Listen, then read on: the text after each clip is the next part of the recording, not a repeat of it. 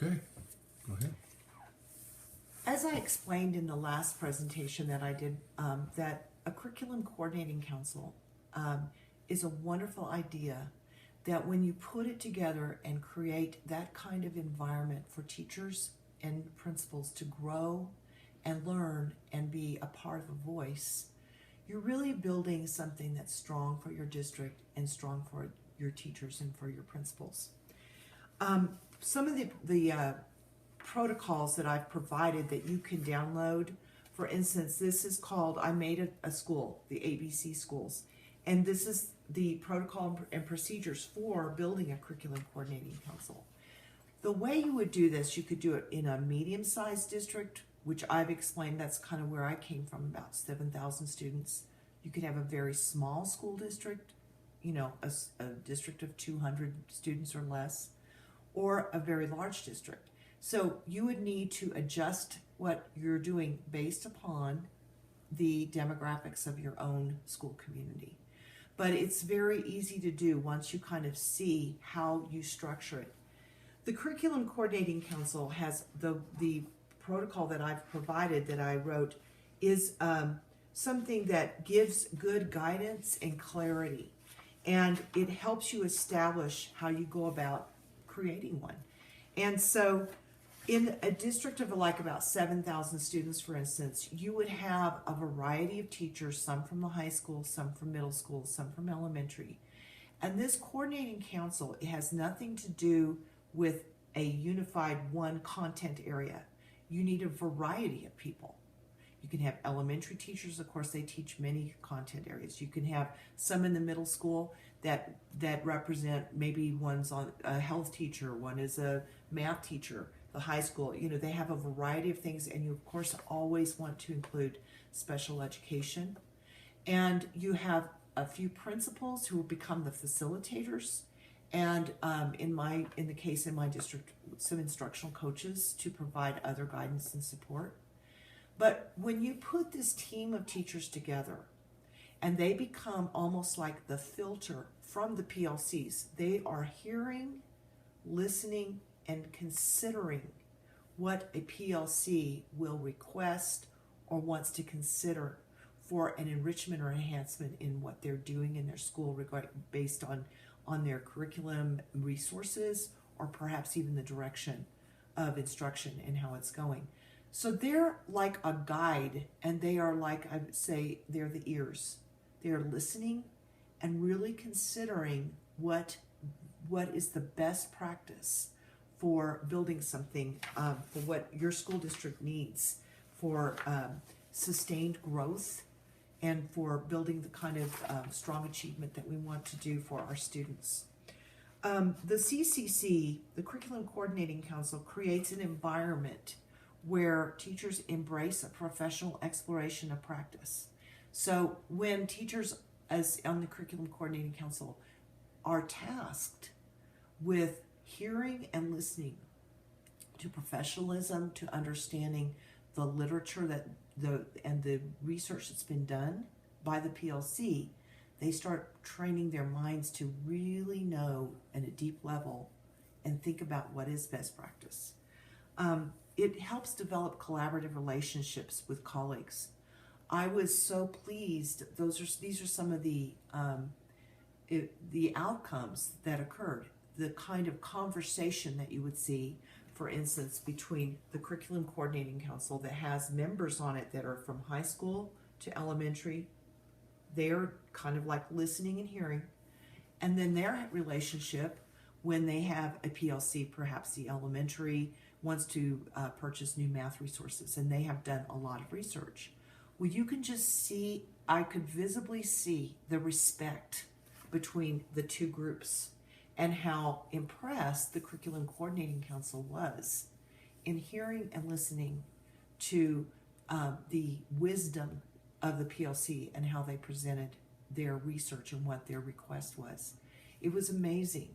It created an opportunity for vertical conversations, and it is something that I think oftentimes we forget how important things like that are to our teachers, because they need that kind of support from each other. And when you build something like this, there's just such a rich opportunity for everyone to receive something professionally. It's an opportunity for them, for this group of people, to be recognized for their voice and for solution development. And it gives them that ownership, and it impacts student success, and it inspires others to join in deeper learning and growth. And what I've observed is that it builds another network, a frame of professionalism that teachers deserve. They deserve to be seen that way and to know that they're contributing in that way. And it's a commitment to a guaranteed and viable curriculum, and that's what teachers really, their real goal is student success. And when they know and begin to have ears to hear and look for the right things, it empowers them. So in the protocol that I provided, it gives a real good demonstration of how you might structure one. These are people that are volunteers. If you are in a very small district, you might only have 5 people on the Curriculum Coordinating Council, like maybe one from elementary, one from special education in the district, one from a middle school, one from the high school, perhaps one of the principals that would chair it. It just depends on the size of your district. The sample that I've given you is a district of around 7,000 students. You also put the Curriculum Coordinating Council members into what you would call classes, meaning that some people will serve for 3 years, some will then go off at the end of 1 year, and then a new person will come in. So you're always cycling and helping. Some people will go off, and then a new person comes on. And that way you always have the wisdom of the collective group to work with, but people aren't burned out, and they have an opportunity to be rotated off and then come back on if they choose. And I'm going to tell you, just from my experience, that took us a while in the district that I was in. And my Curriculum Coordinating Council was so gracious and agreed to serve a little longer than perhaps they had originally thought. But I think it's because they started seeing how valuable it was and how they felt about it, and they were willing to do that. So I just want you to know that, everything takes some time to get going, but once you get going, it really serves the district, because rather than you're working perhaps in a group with a PLC and they're going to adopt some math resources, and you use consensus and you get agreements. This is more like it's 2 sets of teacher leaders and principals hearing, listening, and thinking about what's best for the district. And it's an empowering situation for everyone. So I would really encourage you to download this protocol, and it's very clear. It shows you what the duties are. It gives clear direction on how you choose, and of course you would modify it depending on the size district you are, but it's very helpful.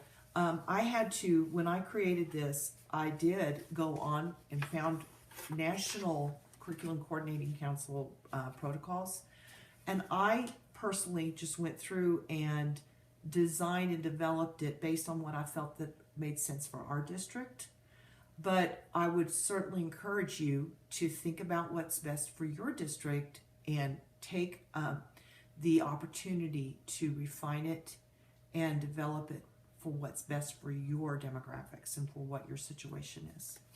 So I'm going to go back, now that we kind of know that it's a Curriculum Coordinating Council is a separate group that are assigned, not based on content area, but assigned to be good reviewers, listeners, and they are the decision-making force in the district.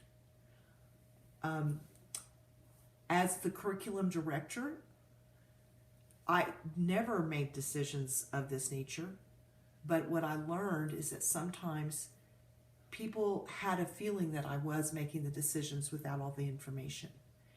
And what I learned when you put this curriculum coordinating council together, that's kind of like another opportunity for more voice and more participation, it really gives them ownership. And that's what it's all about, because we want our teachers to feel valued, and we want them to be a part of building and making decisions.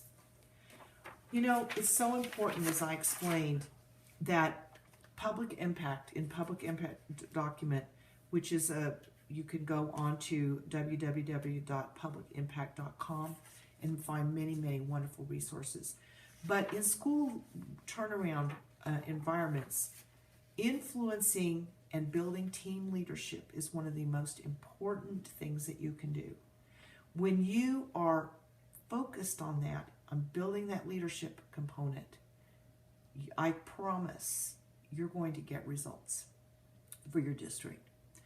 Influencing for results equates to people development. You may have heard of John Maxwell, such a fine person who has written many, many books on leadership. John Maxwell reminds us that people development, or building teachers, sets a leader apart from many leaders. When a leader is influencing and building people and developing the principals, teachers, or the leaders' teachers, you're set apart. That's a wonderful thing to think about. It assures that growth can be sustained, because we can make progress, but when you don't have that leadership component that's embedded throughout your district and in your school sites, you can't sustain the growth that you need. It empowers others to fulfill their own leadership capacity. I believe that everyone is a leader. I believe you're a leader if you're a person, you know, in your family structure, in your classroom structure. Perhaps you're a principal, perhaps you're a teacher in the classroom. Everyone has roles that are requiring leadership skills, and everyone has capacity for that. It empowers the leader to lead larger, to move from micromanaging and into visionary results. And isn't that what we want in our schools? Visionary results. How exciting to be entrepreneurial and to be a part of a structure that believes in the capacity of those that are working within the structure. It provides great personal fulfillment for all staff, including teacher leaders. So that's how we build people development. And this is what I've learned from building a CCC. That is a part of building teacher leaders. Charlotte Danielson says that teacher leadership refers to that set of skills demonstrated by teachers who continue to teach students, but also have an influence that extends beyond their own classrooms to others within their school and elsewhere. It entails mobilizing and energizing others with the goal of improving the school's performance of its critical responsibilities related to teaching and learning. And so, of course, Charlotte Danielson has provided such a rich set of literature for us to review and understand, and has researched how important it is to build teacher leadership and to have teachers as leaders. Teacher leaders shape the culture. They shape the culture. We are our culture builders. And when you see a school that has embraced that vision and created vision, and their teachers are engaged in it, teachers are happy, excited, and students grow. It's all about creating a growth mindset with all of your staff. It can be data coaches, instructional coaches. You can include teachers. You might have curriculum specialists. You can have teachers, but building leadership shapes the culture of the school and district. So teacher leaders, when they become a member of this curriculum coordinating council that I was discussing, they become empowered. They become committed. They become experts. They become more impassioned about the work of their own building or site, as well as the district that they work for.